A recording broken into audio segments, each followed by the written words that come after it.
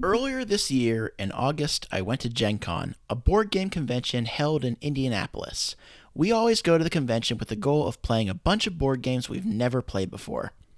In this video, I'm going to talk about what I thought of all 24 board games we played. Keep in mind that not all 24 of these games are new as of this convention. Some of them are just new to me, but all of them are at least new to me. Also, these are all based off of the experience of just one play of the game, so some might be worth another look. Number 24, Stock Exchange. If there was a stinker at the convention, it was Stock Exchange. It's a stock market game with flowers. Ha hee hee. I'll give them points for cleverness, but not for the game itself.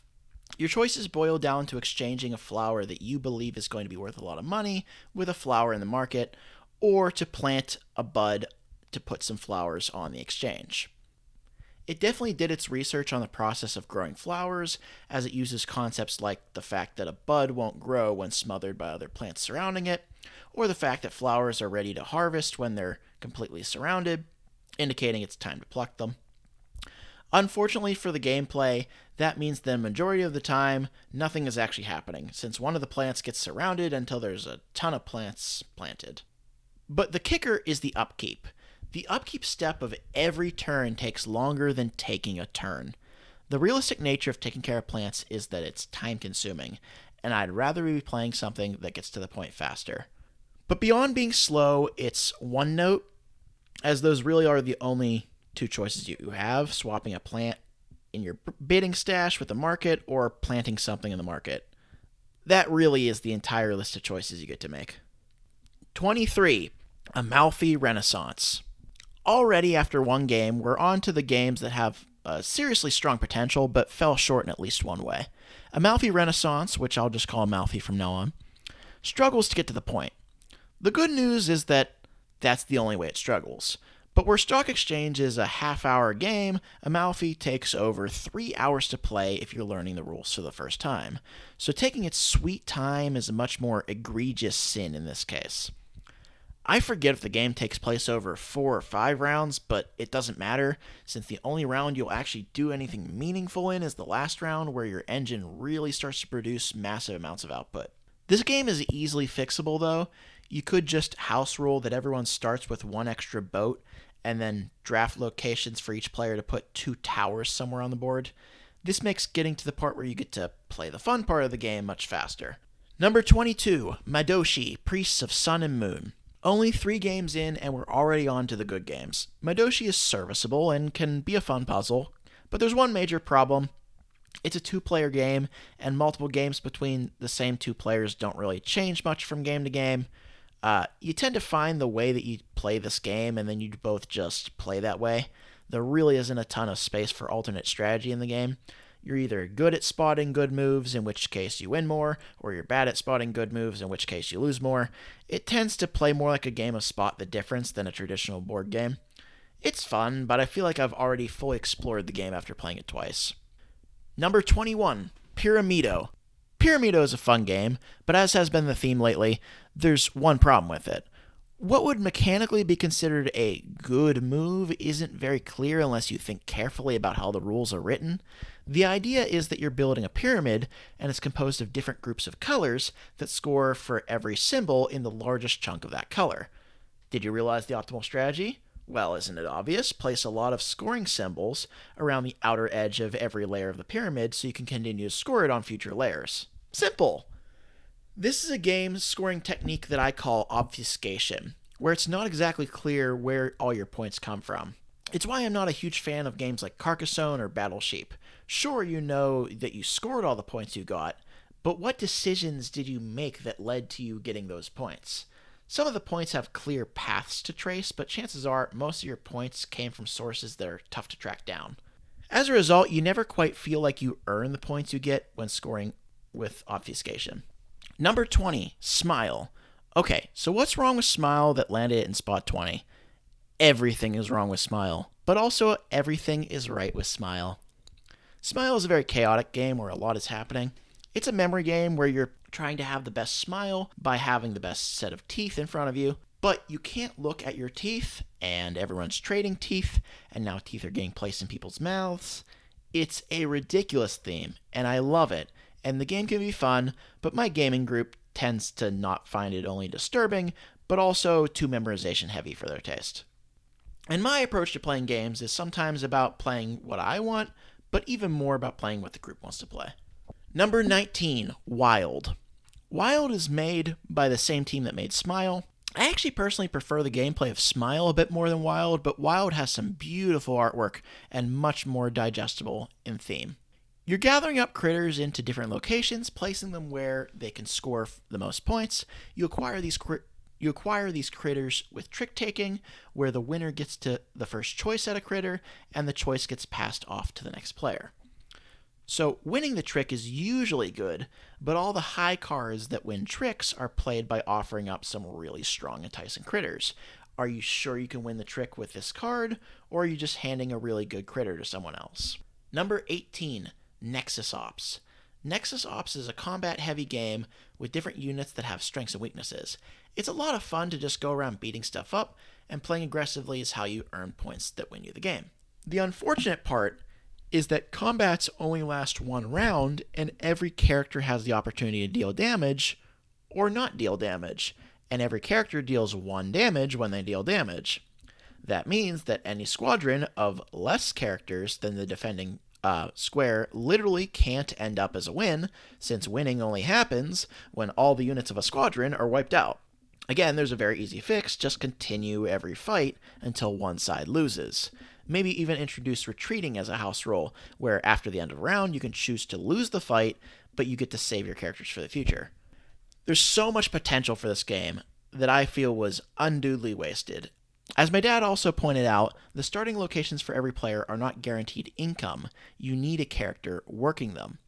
So it is theoretically possible for a player to get entirely eliminated from the game because they run out of money. This is much more rare than your standard player elimination rule, but it still exists, which is still bad.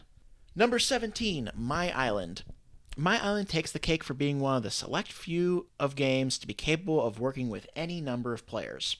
If you had 25 copies of this game, you could play with 100 players. My Island is effectively a game of bingo, except that each call is for a shape of tiles for you to place on your island. The way you score points is dependent on the mission you play. I'm not a huge fan of games where you can't play the game anymore because you played it too many times, and it's designed to be broken. So while My Island is fun, it's not my cup of tea for game night with friends and family. Number 16, Xylotar. Xylotar is a very interesting trick-taking game that really ends up being more of a game of deduction than chance. Cards denote what values they could possibly be, and every player's set of cards are guaranteed to be lined up numerically in front of them. It takes the memorization elements of Smile and molds them instead to take the form of a pure deduction game. And while I'm not very invested in memory, I am much more intrigued by deduction. For all the math viewers out there, just remember that deduction is not to be confused with induction. Induction is used for proofs. Maybe I should talk about induction sometime soon. Number 15, Pollen. Pollen is a game that screams Reiner Knizia. It has one of the most unique scoring rules I've ever seen that doesn't have to do with numerically how many of some collectible you have, but rather how many collectible categories you have the majority. This rule makes it so that the game is always close right up to the last turn, and that's a good attribute for a game to have. The decisions are simple, but have a good amount of depth for where you place your cards. I don't have a ton to say about Pollen. It doesn't really do anything poorly, but my personal taste strives for something a bit more intricate, so the other games later on are just better for me. Number 14, Life in Reterra.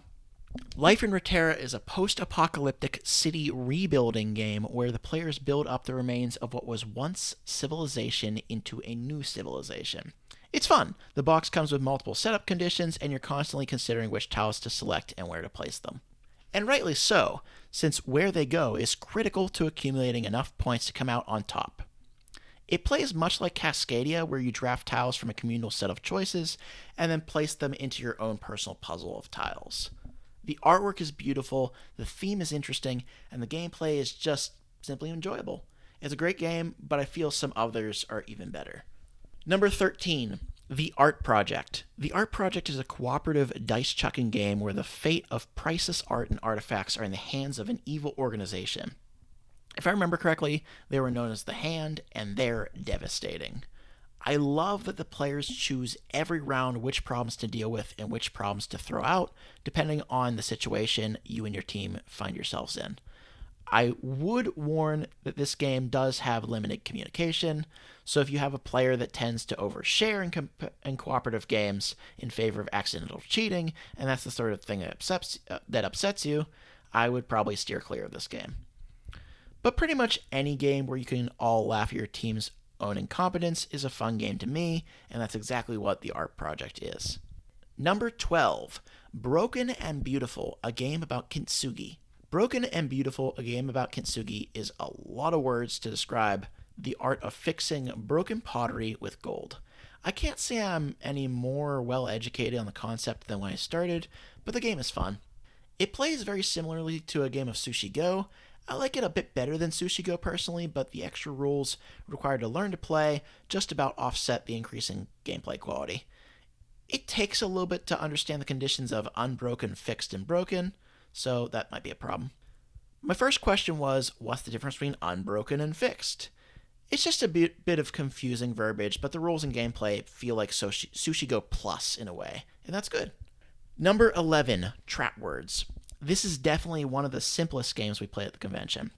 Trap Words is a clue and answer game where the opponents get to look at the answer ahead of time and come up with a series of words that, if the clue giver says at any point, loses them the word. You don't get to score for it. It's an extremely novel concept and a twist on this style of game, and I'm sorry if the designer or publisher hears this, but to be honest, you can play this game without buying it. Just based on what I already described, you know the core game loop and how to play, so have fun playing Trap Words. But no, seriously, if you want to support the game designer and the publisher, then definitely buy Trap Words. It's a fun one. Number 10, Prodigal's Club. This is the one game I can't judge quite as easily since we didn't get the chance to actually play the full game or even most of it. It was just a demo, and I feel that we got a good grasp on how to play. It is a worker placement game. You're a royal lord or lady looking to cast off your political titles in order to live a simpler life. As such, your goal is to get all of your fans to just dislike you, to just hate you as much as they can. It just so happens that all your other fellow lords and ladies are trying to do the same thing at the same time. The theme is hilarious and perfect, and the worker placement design is very nicely done. This one's a bit longer, but it has a wide variety of depth and strategy from what I was able to see of it. Number 9, Caesar Sees Rome in 20 Minutes. Caesar Sees Rome in 20 Minutes is deep, it's crunchy, it possesses a high level of strategy, and just as advertised, plays in roughly 20 minutes. There are a few minor issues I have with the game that I feel don't really detract from the experience. First of all, learning the game for the first time takes about 20 minutes, just as long as playing the game. And in my opinion, it's not really the sort of game you just learn by playing, so you kind of have to take the time to learn it in 20 minutes. Secondly, there's a reward for placing the last chip in a region that only appears in a handful of regions. That chip grants you the capability to take another turn. If you can chain just a couple of these together, which you usually can each game, it usually decides who wins. But I guess it is a good sign that in a game advertising playing quickly, all the rewards are aggressive. It means it speeds up the pace. This concern could really be house rolled to the effect of something like, this chip gives you another turn, but you can only take up to 2 turns in a row, and subsequent chips of this kind just get discarded if you would take a 3rd turn in a row. This change doesn't really dramatically change the pace of the game. At maximum, it might increase the time of each game by about 1 minute. The third and final problem isn't actually a problem, it's that it's a 2-player only game and probably won't frequently make it to the table at board game night. Number 8, Deception Murder in Hong Kong. Deception Murder in Hong Kong is the perfect replacement for if you want a game like Clue, but get annoyed by the rolling required to go from room to room. This is more of a social experience than a proper board game, but I feel like that's only an advantage. One tough part is that you need a large amount of players to play this game, but it can support over 10 players. I think the minimum is something like 5, but believe me when I say that this is the kind of game you could bring to any group of people, and that group of people would find a way to play that game. with nobody sitting out. It's only 1 or 2 steps up in complexity from the game Just One, which itself is a game that I can guarantee anyone on Earth can learn. One player is the murderer, but the game isn't about discovering the murderer, it's about discovering which item the murderer used for the murder and which item was left at the scene of the crime. Everyone can guess anyone and the 2 items used, and if they're correct, they win. If they're wrong, someone else needs to guess for them to win, and everyone gets only 1 guess. Really, the only hard part of playing isn't about learning the game, but about playing it. Each game has a narrator that selects from a multiple list of clues, but the narrator cannot talk to anyone except to answer rules questions, which there hopefully aren't a ton of. Number 7, Jewels for the Emperor Penguin. Let me show you the box for this game. I want to ask you, what's the target audience for this game? What if I told you that the intended audience was people in their late 20s or early 30s? Well, it is. Jewels for the Emperor Penguin is a really fun strategy game that suffers from lacking an understanding of its own identity. I think the artist and the designer just weren't on the same page. If they were, then they surely they had to understand that this particular marketing strategy wasn't going to work. We had the honor of playing Jewels for the Emperor Penguin with some brilliant kids who absolutely destroyed us in this game about chaining together sliding penguins by deciding when it's time to build up value by climbing up the mountain or cash in on that value by sliding back down. It's a great game that's, I'm sorry to say, destined to fail. Number 6, Habitats. Habitats is a game that feels like if you took Cascadia and expanded upon it into an entire zoo. The crazy part about that is that it came out years before Cascadia was even thought about. That's right, Habitats is a game that's been around for almost a decade, yet I don't think it got the love it deserved. I really like the mechanism where all the players are in a truck, choosing to move left, right, or forward, but not back in order to select the next tile. It lets you plan out how you can get to that really awesome tile you need to perfect your zoo and score a bazillion points. It's great. Do I think it's worth having Habitats over Cascadia? No. Do I think that the players who play Cascadia would prefer Habitats over Cascadia? No. But I do think that Habitats is a little bit more fun than Cascadia. Number 5, Through the Desert. Through the Desert has every right to be a competition as widespread as chess, and I really do mean that. Once the game is set up, the game is perfect information, just like chess. The players are faced with uncountably many, yet not infinite choices. So many choices yield points, but which specific set of choices yield the most points? This game is absolutely fantastic, and it needs to be more common. It just released its 25th anniversary edition, and more people should go buy that. This is the sort of perfection that makes me love Reiner Knizia. And the only reason it's not any higher is because I just personally like a bit of chance in the games that I play. I just want a bit of a rush from the unknown. But go play Through the Desert. Number 4, Pirates of Maracaibo. Pirates of Maracaibo was the one game we played where the instructor didn't do a good job explaining at all. We were fortunate to have another player at the table who played the prequel to this game, just called Maracaibo, which likely has similar bits and pieces. Needless to say, that player was a great help. And good thing too, because this game is great. There are so many moving pieces that all come together to create endless choices with just a bit of pirate-themed chaos. I liked Pirates of Maracaibo a whole lot, and maybe someday we can play our copy while playing with the proper set of rules, because we definitely messed up some stuff when we were playing at the convention. Number 3, Veil of Eternity.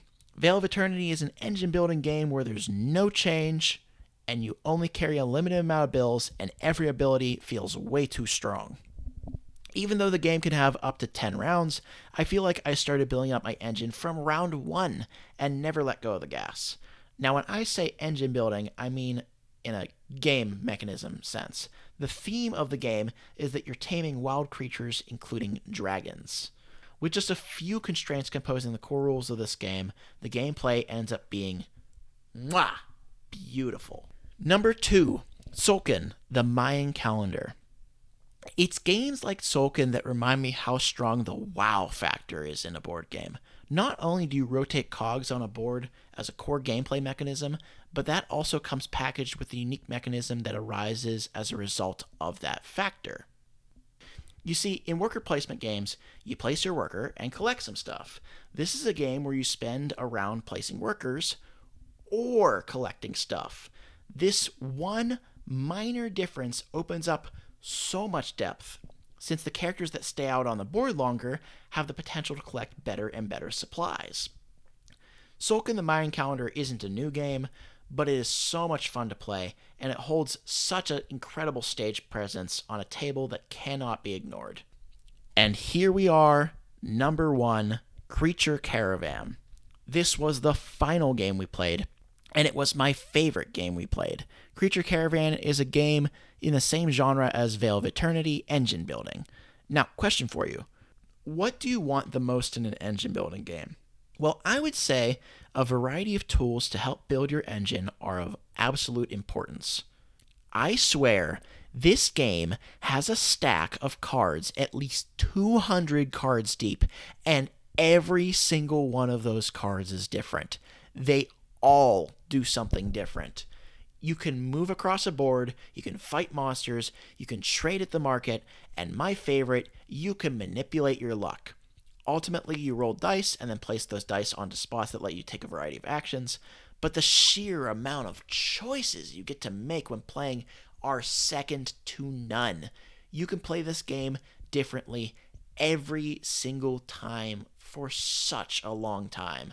The best part is that all the really cool effects are on the cards, so the initial process of learning the rules of the game isn't nearly as challenging as putting your knowledge of the game to the test.